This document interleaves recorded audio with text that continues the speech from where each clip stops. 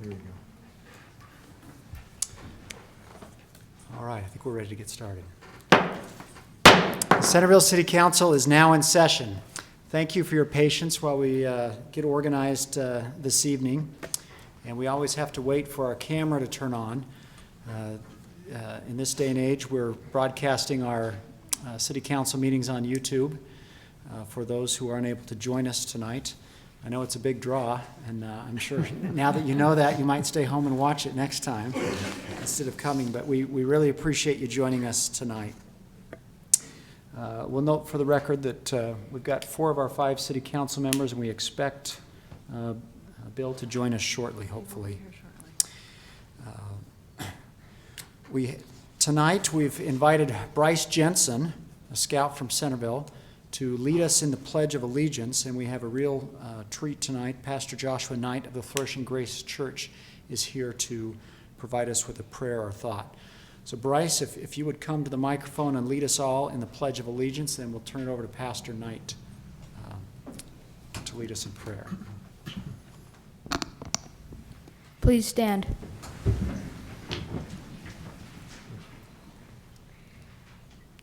Repeat the Pledge of Allegiance with me. Ready? Begin. I pledge allegiance to the flag of the United States of America and to the republic for which it stands, one nation, under God, indivisible, with liberty and justice for all.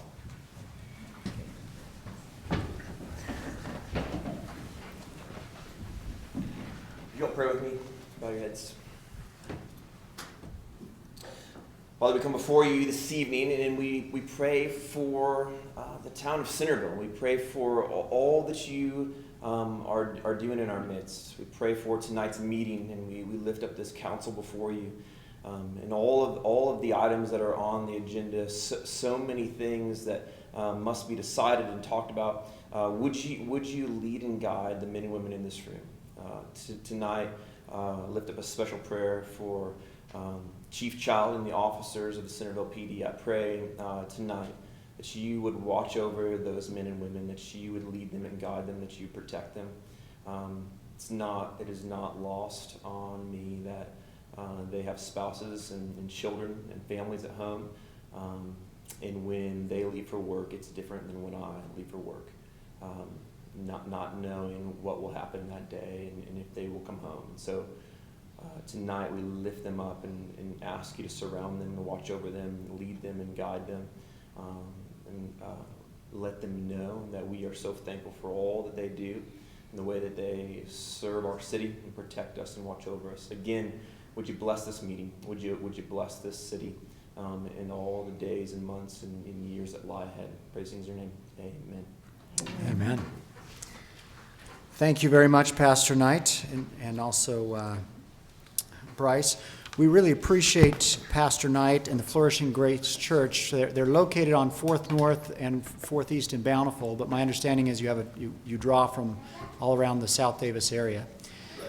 And the Flourishing Grace Church has very generously donated a number of electronic flares to our police department that allow them to put up when they have traffic stops or need to direct traffic. They now have an electronic flare instead of an actual flare that you light, which is much safer, lasts a lot longer, and is more effective. And that was really a generous, an unexpected but certainly appreciated gift from your church. Thank you very much. Of course, it was our pleasure. Thanks. We appreciate that. Welcome to Councilman Ince. We appreciate joining us. The first item on our agenda is the open session that we hold every week or every time we meet. This is an opportunity for any member of the public. It's really popular with scouts to express your opinion or message to the council on any matter of municipal concern. If you're here for a public hearing or another matter that is scheduled for a public hearing, we'd invite you to wait till that item on the agenda. But if you have anything else that you'd like to make the council aware of, we'd invite you to come to the microphone, state your name and city of residence for the record, and share with us any comments you have. So the open session is now open. Is there anyone who would like to be heard? No scouts? Going once? Going twice? Uh-oh. Scout leaders were not included in that. But always welcome. But welcome. Yeah. I'm John Jensen from Centerville, and just comment on the public safety that we had, the open house that was held on Saturday. My kids and I, my wife, came to that. We really had a good time. Very informative, enjoyed walking, meeting with the police officers and things. So I just wanted to thank everybody and for that opportunity. It was really good. Thanks. Thank you for that. I'll pass that along to the chief. Our chief has made a real effort to have a better outreach to the community, and we appreciate his efforts there. So thank you for recognizing that. Is there anyone else who would like to be heard? Seeing none, I'll close the open session and turn to the other items on our agenda, the first of which is minutes review and acceptance. We have a couple of sets of minutes. 4 to be exact. The April 11th work session, the April 18th work session, regular city council meeting, and closed meeting minutes. Any changes to be noted? A change on the April 11th work session, page 3, line 28. The sentence starts on 27. Oh, no, 26. Yeah, reference one more time. No. Page 3. Of April 18th. Yeah, and I'll start reading from 26. Councilwoman Fillmore said they should not plan on the cost savings being permanent. She said she feels the two most important things the city council does is decide how and where the money is spent and land use planning. So with those two combined, she sees a need for staff focused on economic development.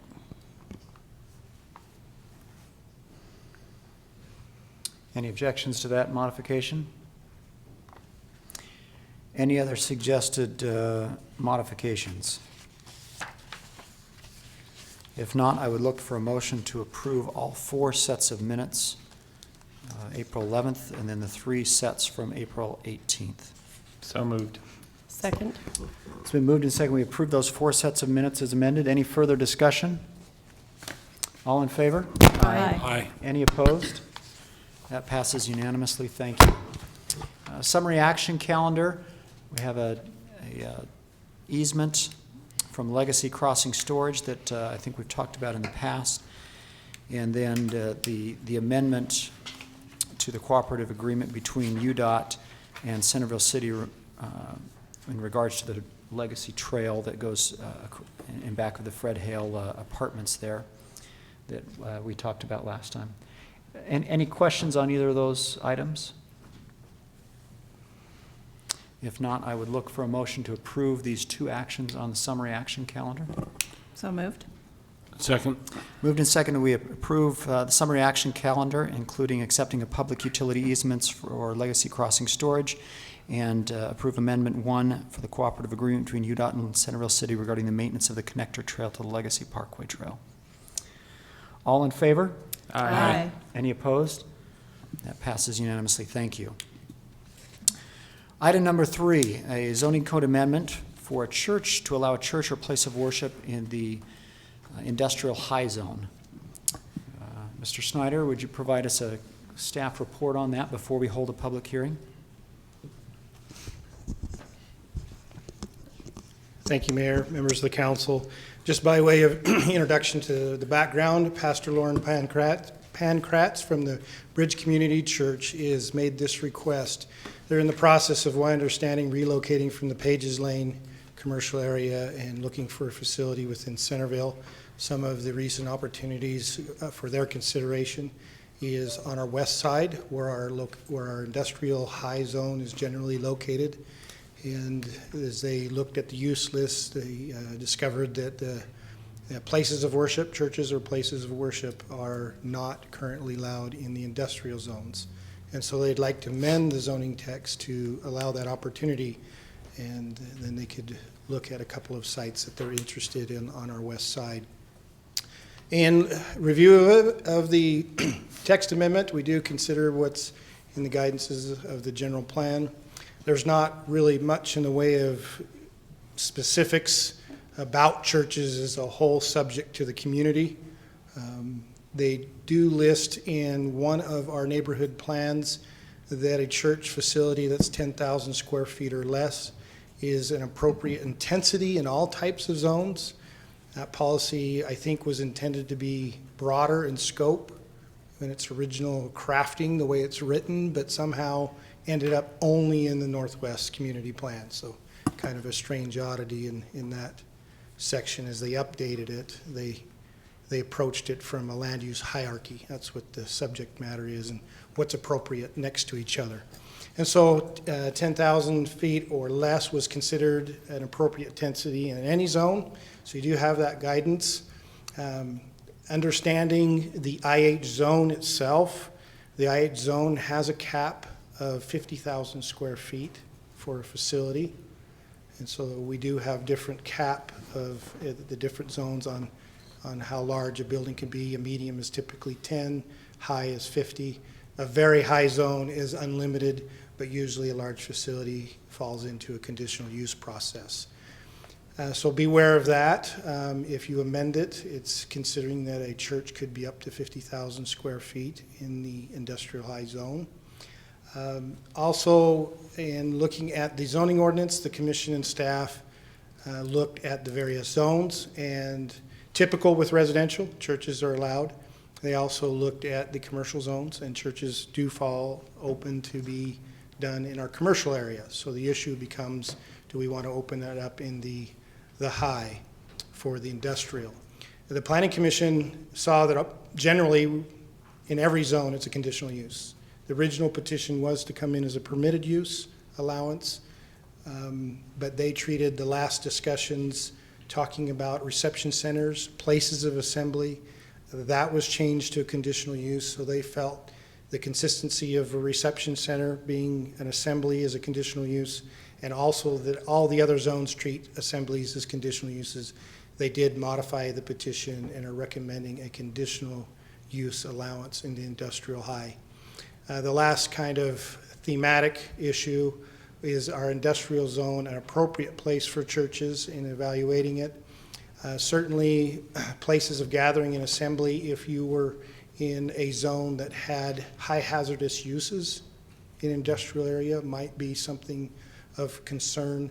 But looking at the use list of our industrial high, they're generally your office, warehouse, flex space, specialty retail, vocational schools, and it didn't seem out of sorts, if you will, to allow a church there. So the Planning Commission is recommending a change to the I-8 zone, allow churches modifying the petition as a conditional use rather than a permitted. Thank you very much. Any questions for staff before we open to the public? Yeah, Corey, don't go away. So, not that the denomination has any bearing, but the average LDS building is how big? Oh, that's a facility manager question. You're looking at some of the stake centers and get quite big. Would they be between a 10 and 15,000, a stake center? I don't know, that's why I'm asking. Maybe 10,000, 15,000, but 50,000 is a pretty big. That's a very large. It's a big facility. Yeah, if you're looking at 50,000, generally, you'll see in the staff report, there is a mega church nickname when you do have ability to draw from a large area and they have a lot of membership. Rather than build multiple facilities, they will look to a commercial or an industrial zone to have a large assembly hall and accommodate their patrons or customers that way. What's the worshipers? Members. Members that way. So, something extremely large would be, the whole thing would be subject to conditional use. Yes, that's what the Planning So if we Commission felt that it decided was- ultimately is a consistency value, and then assembly they recognize can introduce issues of parking, demand, and circulation. But if they can mediate that, we have to give it to them on conditional use, correct? Correct. The conditional lets you add the extra layer of resolve, and as long as they can show they've resolved it, we are obligated to approve the conditional use. So do we have to okay it for 50,000 square feet because that's what it says in that zone, or can we have churches be at a smaller? You certainly could choose that this type of use should have a different cap than the high. The difficulty of that is partly administration and implementation. If you have a same zone and you have varied caps to it, it's susceptible to error. I mean, I wish we were perfect, but you're susceptible to it.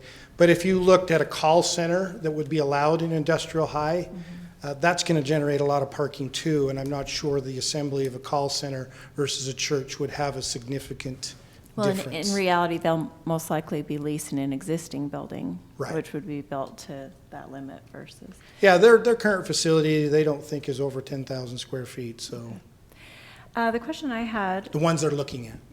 Corey, was while we're in here changing where this use is allowed, did the Planning Commission discuss just also allowing it industrial medium? If we're jumping from allowing it in commercial very high and considering tonight allowing it in industrial high, why not go ahead and make the change to allow it in industrial medium? And then I also see another inconsistency where it's allowed in agricultural low and allowed in residential low, but not in agricultural medium.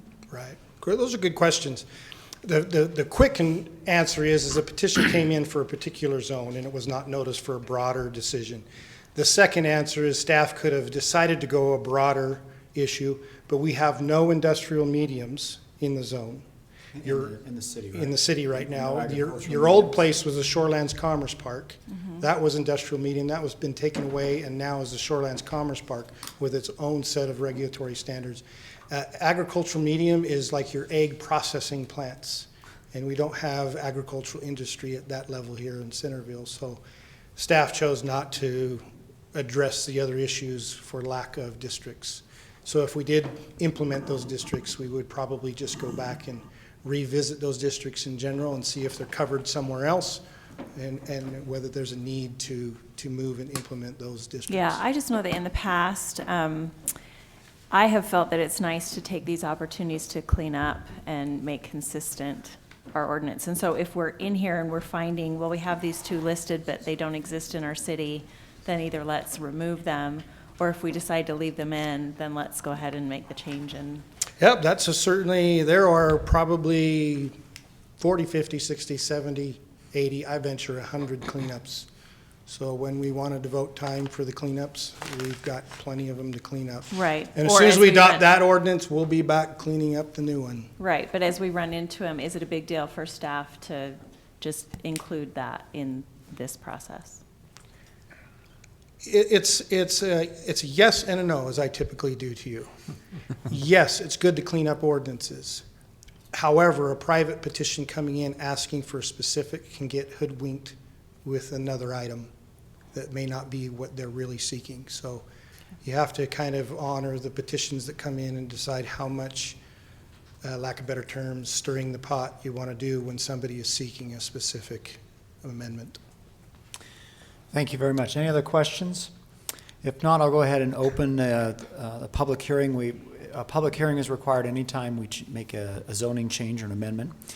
So anyone who would like to speak to this item, we invite you to come to the microphone and share any thoughts you have about allowing a church or a place of worship in an industrial high zone.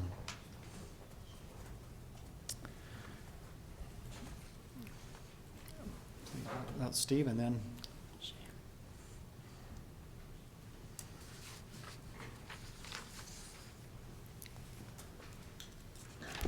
Steve Allen from Centerville. Just a kind of a quick question.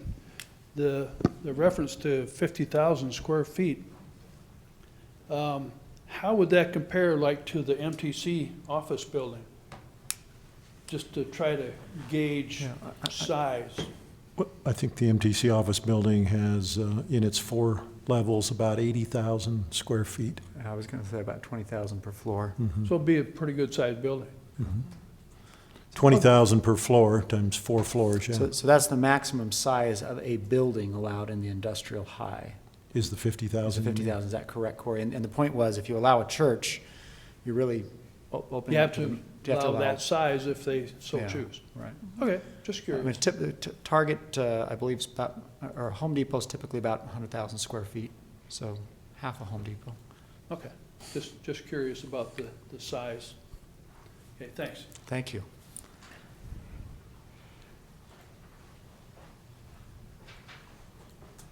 We always like to hear from our men in uniform.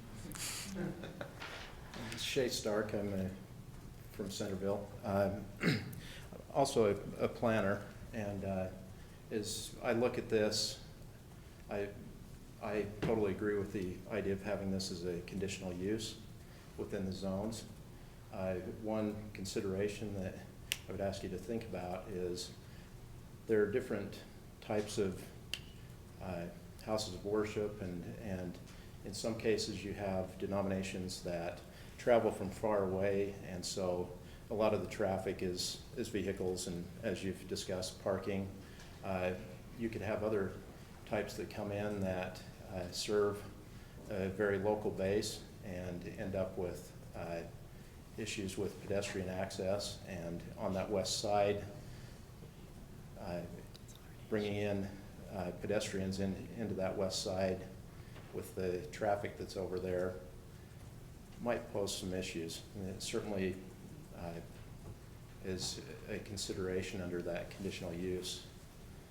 I would suggest that that's considered. That's a good point. We have a distinct lack of sidewalks and good pedestrian access in our industrial zone for sure. Thanks for that suggestion. Corey, I have a question. Do we want to wait till we close the public hearing piece? Sorry. Anyone else would like to speak? If not, I'll close the public hearing and turn it to the council for discussion or questions. So listening to him, when he started out, he didn't say what I thought he was going to, but it brought a thought to me. If we allowed 50,000 square feet, could we get a large group that just rented one for a short period of time and brought in a lot of people? I mean, are we opening ourselves up to something we maybe don't want? We would rather have it smaller, square. I mean, I'm great for any church, but I would not want to bring in a group of people from all over, that would. Yeah, I recognize what you're trying to point into. I think that's why I had the discussion about what the general plan language said at 10,000 being appropriate intensity versus something above, and reminding you the 50,000 square feet is, that much more. The difficulty, recognizing the concerns, the difficulty is you have vocational facilities allowed as permitted uses. And so if you have a cosmetology school, if you have an extension of the DATC, those will bring people from all over too. So, the precedence of that broader use in parking exists within the industrial high zone currently. So the question, I think, to recognize your concern is this adding to that burden, or should we be rethinking what we do? And from our standpoint, the commercial high is designed to have that, whether we physically build the buildings in there and whether the market matches the 50. If you remember the Tom Stewart construction, they and the PDO are going 52. And so you'll see a number of employees coming in and out of that. So the answer is yes and no. You are bringing in and adding to it, but I don't think you're introducing something that's not already in the intention of the high industrial expectation. Yeah, and to that point, we just recently approved the reception center use in that same area. All right. Which temporarily brings in a large number of people on a regular basis. Thank you very much. Any further discussions or questions? Otherwise, I'd look for action on ordinance 2017-10. Well, I'd just like to chime in and say, anytime that a community of faith wants to get together, I'm in support of that. Yeah. And I've been to a couple of these really big mega churches. 50,000 square feet is not a mega church. That's actually a tiny one. And whether it may be a temporary impact on traffic, like I said, I'd rather have a community of faith using the space than having it empty. Agreed. So with that being said, I would make a motion that we approve ordinance number 2017-10, amending section 12.36.030 of the zoning code to allow churches or places of worship as a conditional use in the industrial high zone. Second. Been moved and seconded. Any further discussion? Yeah, she jumped a little faster. Then can I ask one more question? Please. Corey, can you come back up? So the question that the citizen raised about walking, I don't see it as being a big deal, and yet I guess it could be. In the mitigation tests, would that be something that you could look to before giving someone approval for something? That's actually, in the end, to implement, rather complicated to some degree. Addressing the issue of concern of walkability, I would be unfaithful as a planner to say that we're not worried about walkability and travel and alternative routes. I mean, that's a given. Even if I didn't want to believe in it, I wouldn't be employed. I'd have to lie about it through my whole career. We do have missing sidewalks in that area. So if by some chance, since I know a couple of the sites happen to be on the south side of Parish Lane, looking at the buildings, we do lack some sidewalk capability traveling from West Bountiful into this area. Now, because I also know that we're working with West Bountiful and UTA and establishing a sidewalk connection so that that community can get to Parish Lane, in itself is also something that's underway and looks like it will probably happen. So we can definitely handle the arterial traffic likely in the future with the pedestrian without having to address it with a specific application. Now, a local street would be different. Where they're looking would lack the sidewalks on the local street. So somebody could walk a certain distance and then it would be walking onto the park strip or into the roadway, which should certainly be a concern. I would think during the improvement process with a CUP, connections to sidewalk is a consideration.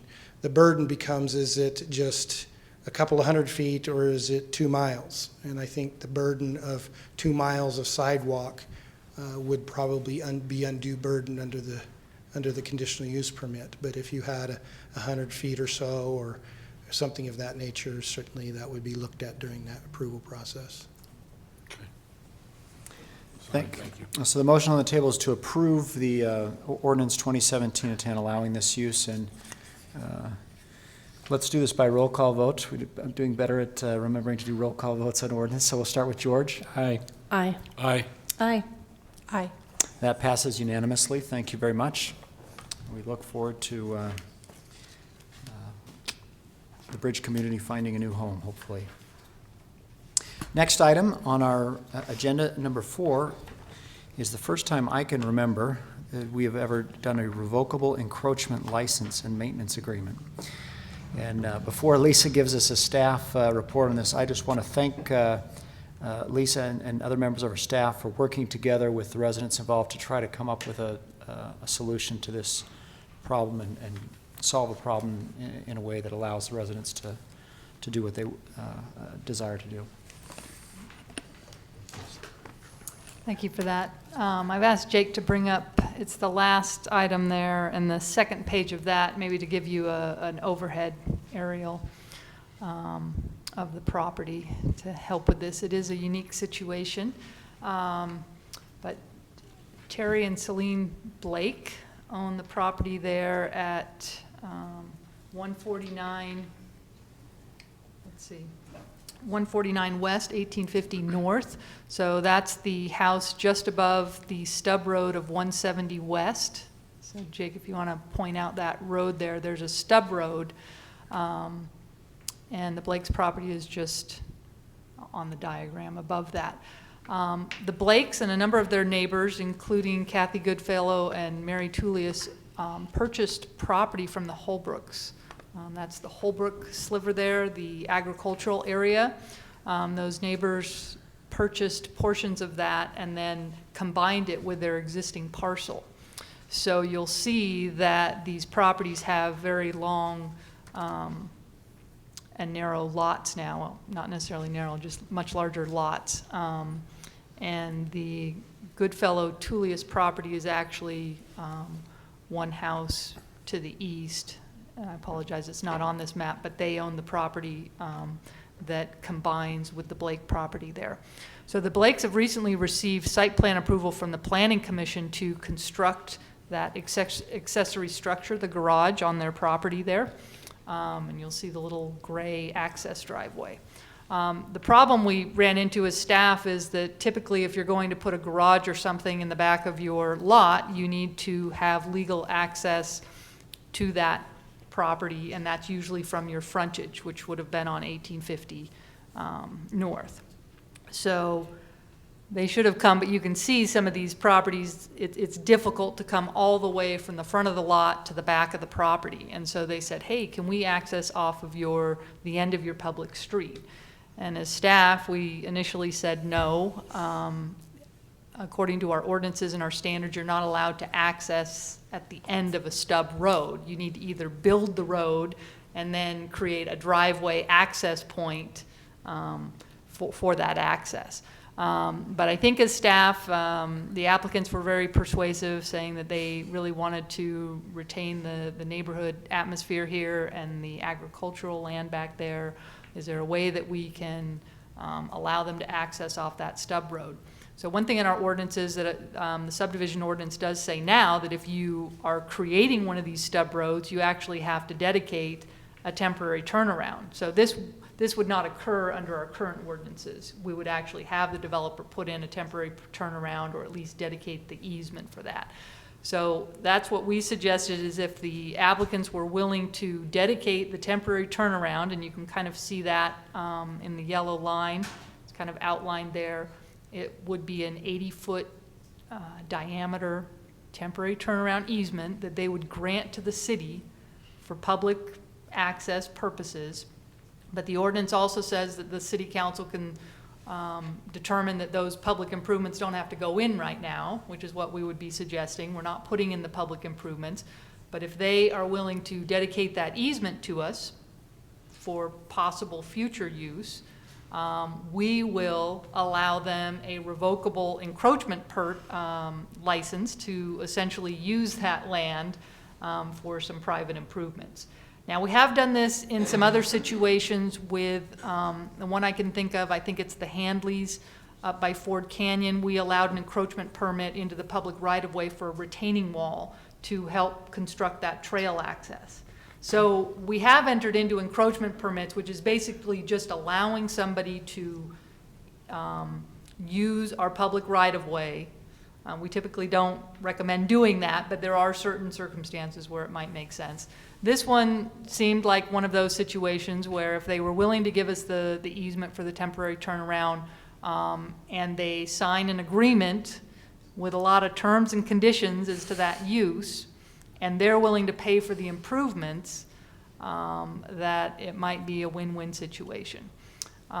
What the city's interest is to make sure that we're protecting future right-of-way, and I think that the Blakes have attempted to do that. If you recall, there's a potential stub road also coming up from the east there, and so if and when property ever develops, you know, this road might go through, but they've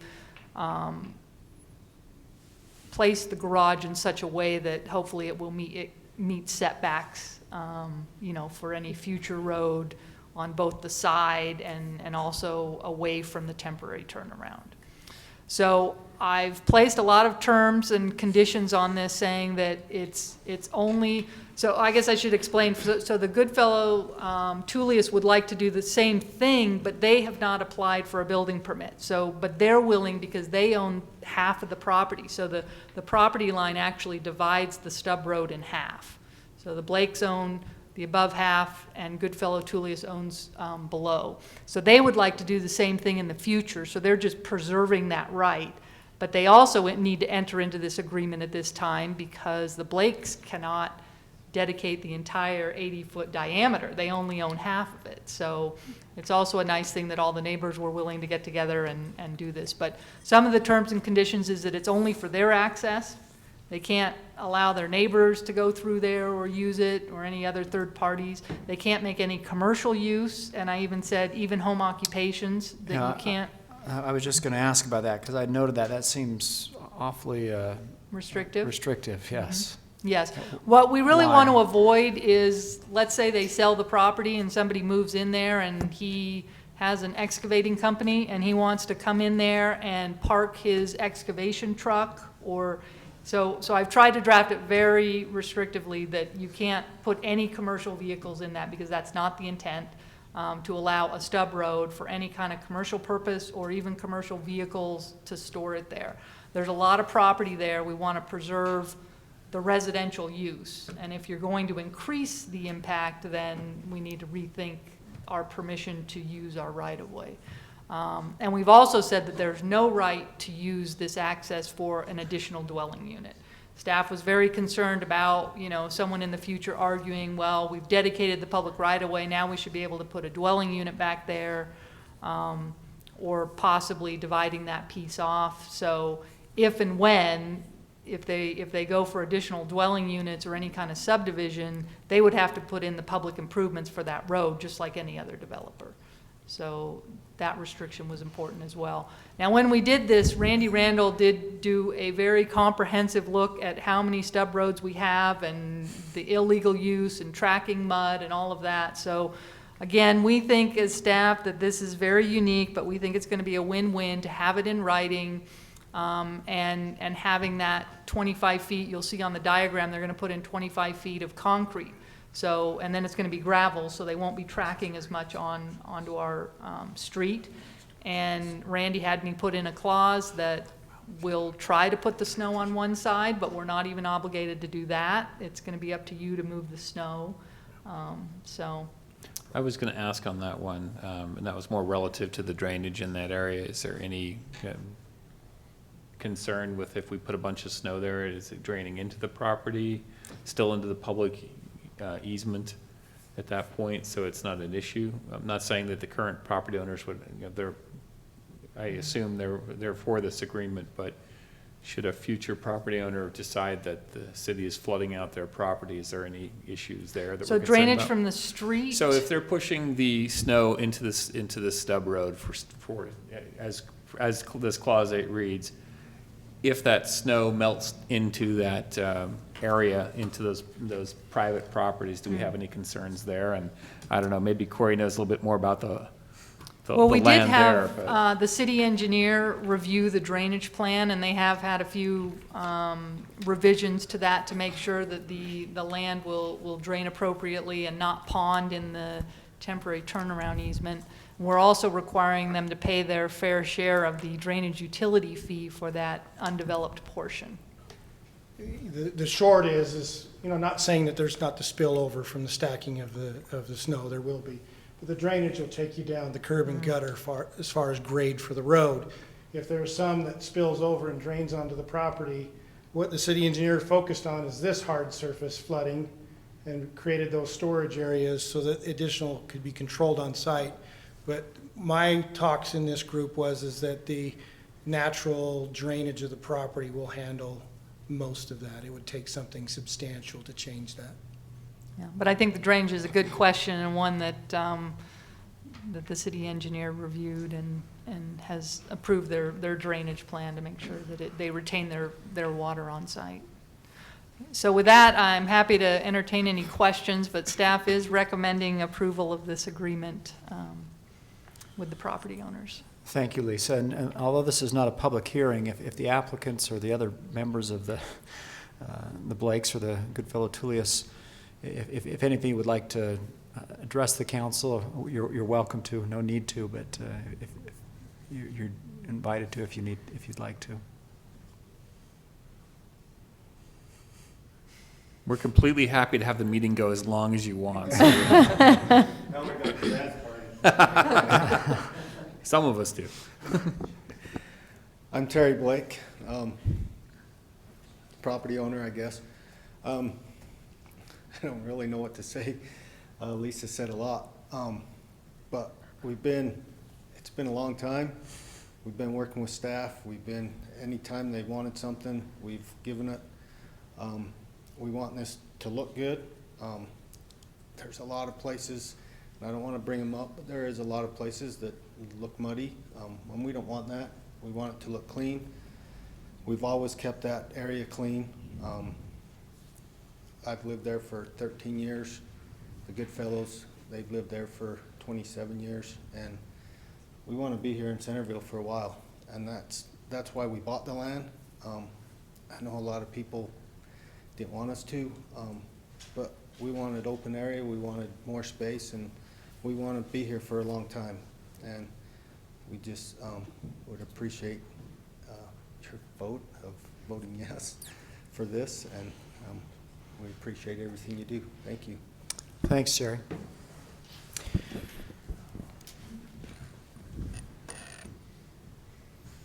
Hi, I'm Kathy Goodfellow, another property owner, and I would just like to thank the DRC and Lisa and Corey for working with us, hearing our concerns, coming to an agreement that we feel is a win-win. We are giving up a good portion of our property as this easement is drawn, but we feel that it's worth it because we would like to be able to access our property in this manner. So I just want to thank Lisa and Corey and the DRC and everybody that was willing to hear our dialogue and work with us, and we're ready to move forward and hope that we can have approval on this. Thank you.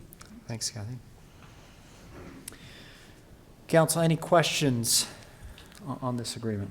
Only what language is used to make a motion on this? That's the only question I have. You can just make a motion to approve the agreement. I did not put in a sample. Doesn't really There's have no it ordinance, it has no title, so I was curious. You're basically just authorizing me to sign that on behalf of the city and enter into that agreement, right? Right. So you want to take a stab at that, George?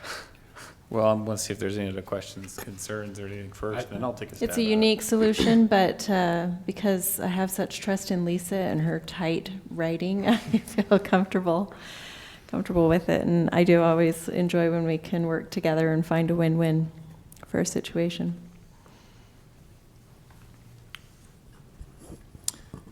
If there are no other questions, I will make it easy for George. I All would make right, a fair motion enough. that the council approve the revocable encroachment license and maintenance agreement that's been presented to us for the reasons that have been discussed here tonight. Second. been moved and seconded that we approve this revocable encroachment license and maintenance agreement. Any further discussion? I'd just like to thank you for preserving some green space. We're losing so much, so I really appreciate that. All in favor? Aye. Aye. Any opposed? That's unanimous, so I'll sign that agreement as soon as possible, and we'll look to let you move forward. Thank you very much for your patience with us. I know it's a painful process, but in the long term, we end up with better results. Enjoy the game. Yeah. All right, Lisa, you're up again. Municipal code amendments. Okay. This is the one the scouts have been waiting for. They like these municipal code amendments. Yes. We recently amended our budget procedures in Title V of our municipal code to provide for a public hearing at the tentative budget level. And this was based upon some state law amendments in 2016. It's still my opinion that a public hearing is required at this level, but the state statute is silent or unclear about what kind of notice we have to provide for that hearing. Now remember, we will have a hearing with newspaper notice and the budget on the website for the final approved budget. So I'm recommending some amendments to just provide the 7-day Utah Public Notice website and city website notice for this tentative budget hearing.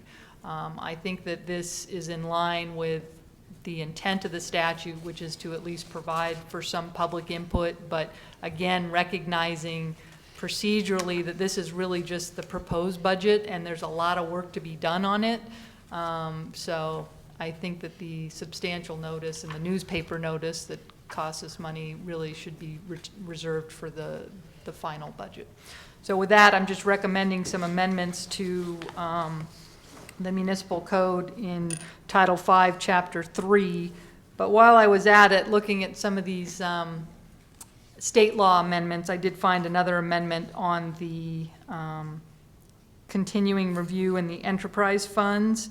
So they did amend the enterprise fund provisions and adopted a completely new state statute that's now at 10.6.135.5. So I corrected that reference in that section. But other than that, I think these are just amendments that we're recommending as staff to be a little more practical about this public hearing. Did we, Lisa, explain to them our suspicions about the amendment, that it wasn't intended to create another public hearing at this point, but because of the way it's worded, Lisa's interpreting based on the black and white, and somebody, did you contact the state auditor, Jake? We had Jake call the state auditors to question them about this, and they also noted that probably ought to comply by having a tentative hearing on the tentative budget before adopting the tentative budget, even though I think they agreed that that wasn't really the intent, and that would be a legislative action in the future perhaps to correct that or reverse that. I will note that I looked at Farmington City's agenda for this tonight. They are they're showing the adoption of their tentative budget as a summary action item, no public hearing. So I think there'll be a lot of cities that probably don't interpret this to require a public hearing or not on top of it, whatever. But we have a very careful and detailed city attorney, and we'll follow the way the law is written, even if it wasn't intended that way. Good description. So Lisa's recommending approval on this. Any questions, concerns about ordinance 2017-11, about budget amendments? So did we comply with the 1 week this time, or is that not Yes, we required did. until next time? Yes, we did. But it would have been very problematic because essentially I just referred to the noticing for the final budget. But that also requires that you actually have the budget and you post it on your website, which We didn't don't have 7 that days time ahead. built in for the tentative budget. So. We had it 7 hours ahead, maybe. So yes, but we did comply with this notice for tonight. Well, for what it's worth, more, as far as I'm concerned, more chance to talk about it is better, so. All right, so if there are no concerns or questions, I'd look for a motion to approve ordinance 2017-11. So moved. Second. Moved and second. Any further discussion? Let's do this by roll call vote, starting with Robin. Aye. Aye. Aye. Aye. That passes unanimously. I got ahead of myself. So we now have a revised budget process, which leads us to the next item, which is the 2018 budget, which none of us have had a chance to review in depth. At all. Other than Steve, who's been spending every Saturday, and Jake, who's been eating paper reams trying to figure this out. We appreciate their efforts on this. Oh, I got a lot of blood on mine. Did you notice there some? I got to page 30. Yep, I read the whole thing. Wow, You read the whole budget in 2 hours? wow, I'm impressed. You want me to go ahead, We've Mayor? been anxiously awaiting it. Please. Go ahead, Steve. Okay, well, as the mayor has implied, I have become even more intimately acquainted with the city's budget this past month than I have in the past. Filling in as finance director for now, and Jake's, though, has been of great help, invaluable help in this process, so I thank him publicly. Traditionally, I have always had budget sessions with department heads, particularly as we review the general fund budget, and they're part of the general fund budget. A pretty detailed review typically. But this time I had to spend more time in the enterprise funds and the RDA fund. And we'll talk about those things later in our budget work session, some of those issues. The document is now online. It's on the Novus agenda. But Jake, you'll be putting it on the website as well after. Well, let me ask your your direction on that, let me suggest that I'm assuming that you're inclined to continue because the documents just come out today, that you could open the public hearing tonight, but continue it to the 16th, and then have your action to adopt a tentative budget on the 16th, after which we would then publicize the budget in the insert in the utility bill the end of this month, advertise the date of a public hearing in June, which we traditionally have, probably on June 6th, that council meeting, and then adoption scheduled for the 20th of June. So I'm assuming that you would probably like to do that. Let's continue open the public hearing, continue it till next time, giving people a chance if they want to look at the document. I do recommend to those listening that they start with the budget message. It's about a 10 or 12 page document that summarizes the 70-page document, which won't make a lot of sense to you, probably if you're not used to reviewing the city budget. But the budget message at the beginning will be a narrative with some graphs and tables to help you understand some of the hopefully the important things about the budget. With that, I guess I would defer until we get to the work session later tonight to discuss some matters, to give you some highlights, identify issues that I think you ought to be aware of, and discuss and decide ultimately. At this point tonight, maybe I'll leave it at that, and you can, if you want to ask me any questions in this meeting, you can, but you'll have a chance in a work session. Yeah, I'd prefer to discuss the details of the budget in the work session.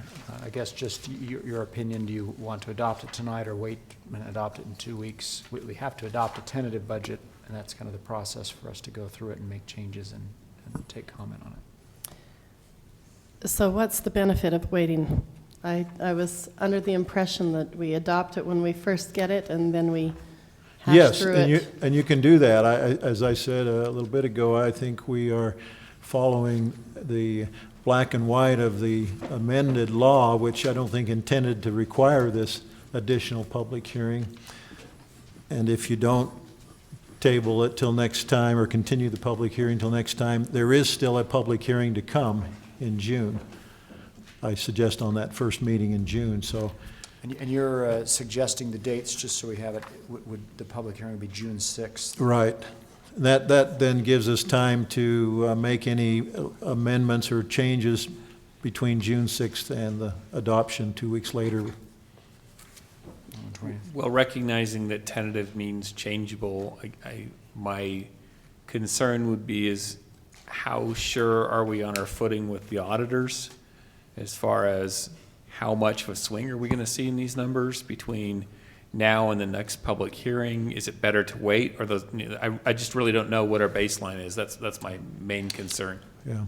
Yeah, that's a good point. We will have a financial report from the auditors, the accountants. Now we call them the accountants. The accountants. They will not be our auditors while they're our accountants, but we will have a financial report for up to the end of April in our next council meeting, and they will have some matters to report to you. Yes. So, and how much of a look back period are they doing? I'm really just trying to gauge. Are we talking potential of, say, 5% movement in numbers, 10%? Because I don't really see a benefit in adopting a tentative budget if it has a significant swing to it. That would be my primary concern. Well, the changes that as I see it, the accountant's work is more likely to affect fund balances as opposed to the current revenues and expenditures. I've prepared this budget under the assumption that we're going to live by the revenues that are generated within the current year, at least for the most part. There is one exception in the general fund pertaining to the perpetual care fund. But I'm comfortable either way. I don't want to pressure you to feel like you got to adopt a tentative budget tonight? Will it make a difference practically to the public's chance to comment? I don't know, but if you think you may want to tweak the proposed budget before you adopt it as a tentative budget, then the answer would be to wait until the 16th, and then we advertise according to the tentative budget that you have adopted. Since it may affect fund balances, it seems like that's a cascading problem, that if the fund balance is significantly impacted, then the expenditures related to that fund balance are likewise impacted. So still the same question. I'm just drilling into it a little further. It seems, I don't know what everyone else thinks on that, but it seems to me that it would probably be better that we wait until we have a budget that has accurate fund balances, and if there are changes in budgetary expenses relative to those fund balances, then I think it would make more sense for the public rather than say, this is the tentative, but there's a shift. Mm-hmm. I'm fine with that. That's why I let out with the suggestion that maybe that's what you want to do is I wait. think it makes sense to give it a little bit of time, given the fact that we knew it was coming and it was difficult for us to get through it. I'm not sure how any citizen could be expected to have seen it, and so I think we're better off to wait for the 16th. I agree. Since it doesn't detract from what we're going to do anyway. Right, and it still gives us time to prepare the budget newsletter after May 16 for the insert at the end of, the utility bill insert at the end of May. Now, can I clarify that? Bill, that sounded to me like you wanted the citizens to have more time to look at it before they commented at the tentative budget hearing. But my understanding is that it doesn't become public for them to look at until we've adopted a tentative budget. Well, you can make it public. In fact, we have it on Novus tonight. The proposed budget is on Novus, and if you would like, we can make the proposed budget accessible via the website as well over the next 2 weeks, if that's what you'd like. And we can advertise. I would like to see it there. We have a finance page where we have all the past budgets and all the past CAFRs. I'd prefer to put a link And to that now. we could put a little blurb on the homepage making reference to that as well. Would you like us to do that? As long as the budget, if we mention big bold, this is a tentative, subject to change, please. Well, it's a proposed check it. budget. We call it a proposed budget. You will be adopting a tentative budget on the 16th, and then a final budget later. Understood. I guess it's in the budget message where you've got structural imbalance as a quoted term. I'm trying to understand what that means, because the Titanic had a structural imbalance, so I'm trying to gauge where that sits along the line. We'll have a Well, I work thought I session. went on to explain that in the next couple of sentences, next few sentences. The So this- revenue stream does not support current operations in the long term. This matter is scheduled for a public hearing, and given we have the public hearing online, I'd like to go ahead and open the public hearing and invite anyone who would like to comment on the tentative budget. I suspect you may not have read it, but you're welcome to comment any way if you'd like. So anyone who would like to venture a comment. Seeing none, we'll close but continue the public hearing until next week, unless 2 weeks. 2 weeks from now, thank you, unless directed otherwise by the council. And in that, so council, is that your preference to just continue that for another 2 weeks? So if someone could just make that motion to table action on the tentative budget and continue the public hearing to May 16th. I would move that we table action on the tentative budget and continue the public hearing until May 16th, giving more people the opportunity to spend time with it. Second. Moved and seconded. Any further discussion? All in favor? Aye. Any opposed? That passes unanimously, so we'll continue the public hearing and look to have this on the agenda again in 2 weeks. Thank you. Next up, Mayor's report. I'm sorry, you can't talk yet. We're ahead of schedule. Has that ever happened before? Has that ever happened? I think we all anticipate how long it will take for to get through our budget work session, so You're saying it's midnight no matter what we do? I hope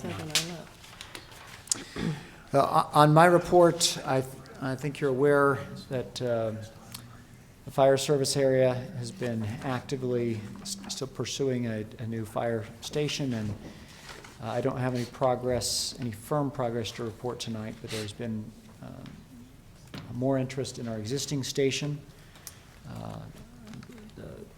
More interest in refurbishing it, or in? No, more interest in other parties purchasing that and leasing it back to us to allow the operations to continue while we build a new station.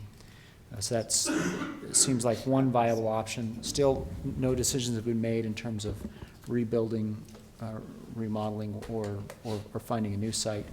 We've been actively looking at new sites as well, though. And the fire board is expected to take action on the next meeting in terms of a tax increase to fund all the capital improvements, which will come back.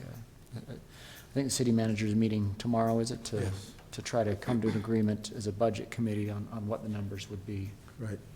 So we'll keep you informed on that when we have that information. The last COG meeting, there was a lot of emphasis on Davis County, from the Davis County Health Department. There was, we had a presentation that we have in Davis County, we have the National Center on Shaken Baby Syndrome. And there was a lot of information on shaken baby syndrome and what we can do to help with that. It's actually in Davis County? It's in Davis County, I think in Clearfield, I believe. It's in Farmington, excuse me. They've located here. And the Davis County Health Department provides a report every year. They rated all the counties in the state. Davis County came in as the 5th most healthy county. There were some that came in above us. I think Summit and Wasatch had fewer refinements. Yeah, fewer challenges. But the health department felt pretty good about the efforts we're making in Davis County. I talked a lot. There's, I think many of you have seen the various programs they have. Lots of push statewide for the opioid epidemic, to try to help people understand how dangerous opioids are and what we can do to support that. Lots of a report on some of the scouts in junior high may recognize the Hope Squad, which is the Hope Squad. Any of you guys heard of the Hope Squad or aware of the Hope Squad? That is dedicated to preventing suicide, and they feel that's a successful program that they want to continue. And I think it's a very positive program. It's a very real problem in our community and across the nation, but it seems to be a good program. So I'm happy to share that report if you'd like. Lots of emphasis on air quality. I think that's lots of notice in the press about how do we improve our air quality, whether it's using more public transportation or better enforcement issues. Other information from COG is you may have read in the newspaper, there's a significant effort to try to incentivize Stradler Rail to locate their manufacturing facility for rail cars in Clearfield at some land that UTA owns today.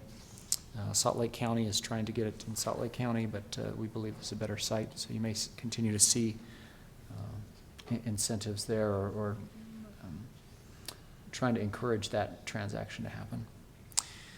And last thing, sent an email to each of you on noting the Saturday, June 3rd, I think is the day for the Centerpoint Gala. Love to have people attend.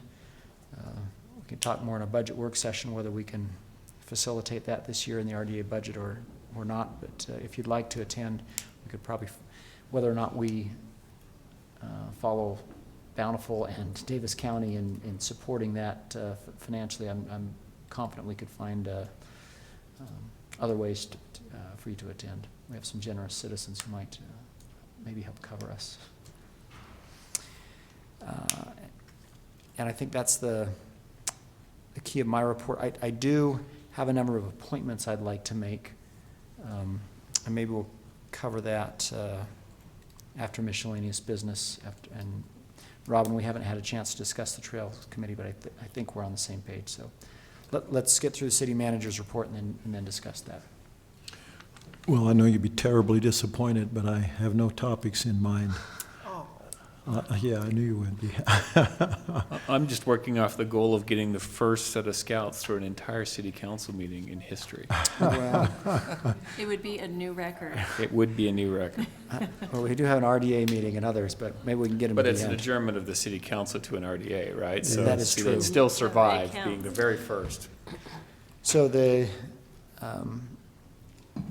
you each received, in terms of miscellaneous business, you each received a copy, or it's on notice, of the agreement that Lisa has drafted with the county regarding the First South property transfer. Is there a desire to go into a closed meeting to discuss that agreement in more detail? I looked at it and I'm very pleased with the way Lisa drafted it. I'm comfortable sending it to the county the way it is. I expect there'll be some back and forth. It looked clean to me, so. Yeah, look, great starting point. And let me hand this out. There are some blanks in there, and I was You can take intending this to with you. just send it that way. I'd like to send it, since I'll be out of town next week, and then they can start looking at it.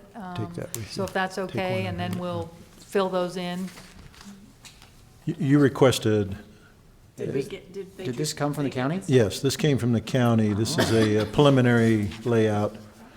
And so, I did attach that as a private document to Novus today. oh, okay. Today. Okay. Okay, so we've got an electronic copy of it. Did you want to? Oh, that's nice. So this doesn't look like it completely handles the water line on the east side that, Steve, that we, The water line is no longer active. That was taken out of service, that we were thinking the pathway would go over. Randy And was- so the thinking now is, we own this, you can see the tracks there. Pathway would go down there and then would encroach onto the county's property at the north end there, and then tie into the north part. Is the concept being considered? Encroach Meaning here? they would give an easement on the north part of that east lot. So that Right as you come up the roadway, so to speak, with the dirt roadway, that would become a pathway on our property, city's property, and then turn west onto their property and then north again to connect to that north area.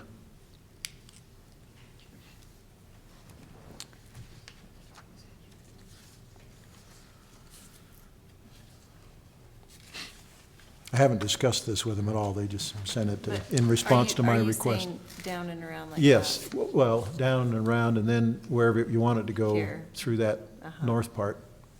someone needs to work on that. So in my opinion, I'd be in Good favor progress. of sending the agreement over to the county that Lisa's drafting, see what they come back with.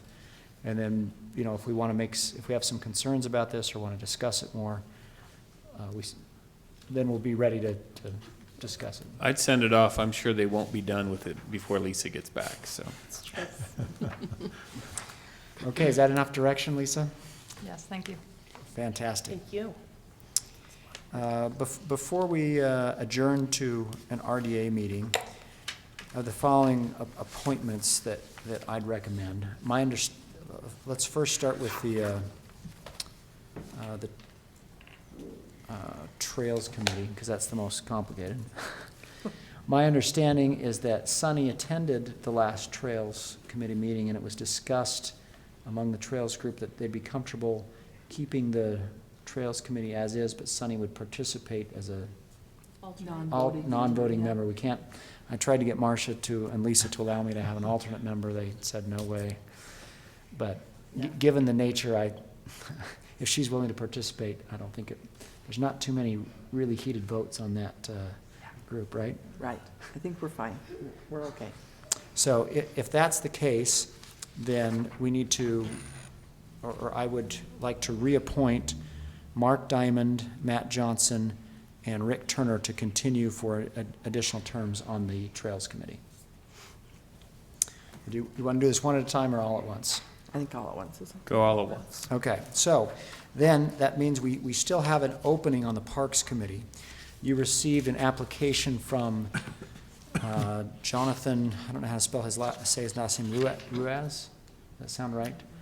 It came about a week or two ago. He's a landscape architect for Salt Lake County. Lives on the north end of the city, coaches baseball. I'm acquainted with him, but don't know him well. But he seemed like a very nice fellow that would be a great addition to Parks Committee and bring some knowledge with him. So I would like to appoint, we better get his name. What's his correct, name? right? Do you, Jonathan Ruaz, I think. Maybe somebody can look that up. It was on one of the Centerville, or it came from Marcia. And he would be appointed to a 3-year term. Last, I spoke with Greg Call, who's a local realtor, who has been working in this area for some time, and he would be happy to serve on the Landmarks Commission. And I'd recommend him for the Landmarks Commission. Then Greg Call. Rudis. I don't know how to say it, but it's Reudas. Reudas. Mm-hmm. I think it's Radis. So Greg Call on the Landmarks Commission, and then Lauren Pankratz, who's leading the Parks Committee. We may have another spot for him. I spoke with, Steve, you're not going to like this, but David Gutke yesterday, who has some new responsibilities on Sundays. Oh. And says he may ask to be taken off the Community Foundation. In which case I think Lauren would be Lauren would be great. would be great there. Lauren Yeah. Pankratz. Oh, yeah. But Dave Gutke's still evaluating that. So let's not take action on that, but that's kind of my thought there as a way to keep Lauren involved.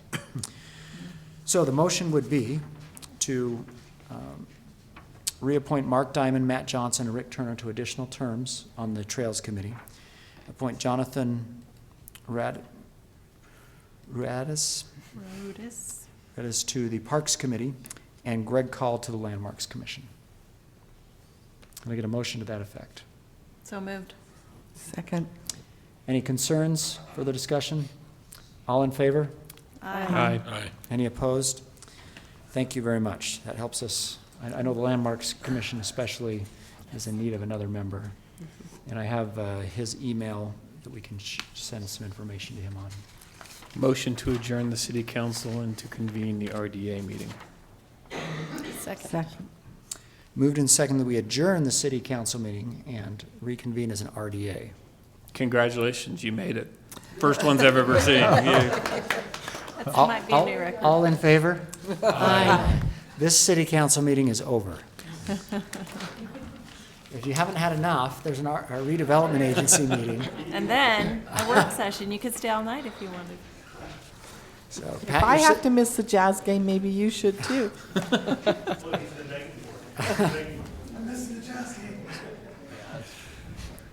pretty impressive. I don't think we've ever been this far ahead either, so. And I might add, they were very well-behaved scouts. were. Yes. Extremely well-behaved. And can I note that some of them are from my neighborhood? Oh, very good. well, there you go. You can note that.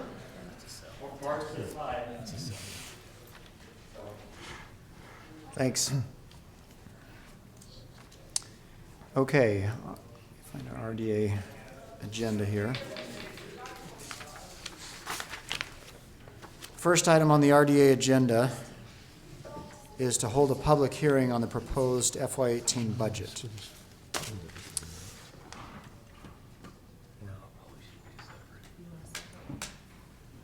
We've had a question asked. You mean as far as the video goes, or? No, my recording. Oh, Do you want to stop? yeah, probably has to, okay, hold on. Let's stop, Stop and and Jake, start. this will give you an opportunity to stop and try to improve the focus on our That'd be great. YouTube video, which is zoomed all the way out. Does it make me thinner? Then I'm fine if it stays Yeah, where me it's too. at.